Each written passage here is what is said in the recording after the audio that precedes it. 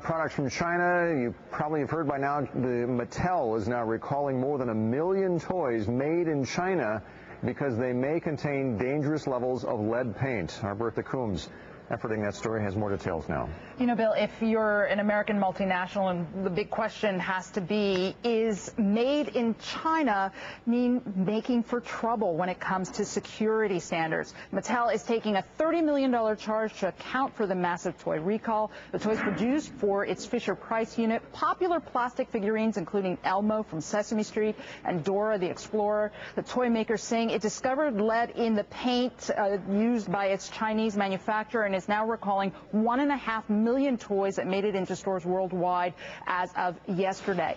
In an SEC filing, Mattel says it is launching an investigation and is expanding its testing program to make sure products are now tested prior to being shipped. Consumer Reports' Don Mays says others should do the same.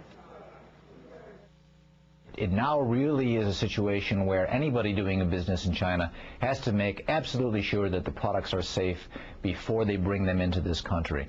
That means due diligence, means testing. In Beijing, merchants downplayed the recall, and Chinese Premier Wen Jiabao, in a statement, urged Chinese firms to secure the reputation of the Made in China label.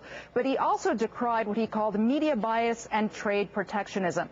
The Mattel recall comes 1 month after Thomas the Tank Engine toys made in China were recalled for lead paint, and scares involving contaminated counterfeit Colgate toothpaste this year and tainted pet food, all from China. At a House hearing today on trade legislation targeting China, Congressman Tom Reynolds warns that accountability and safeguards need to go beyond businesses.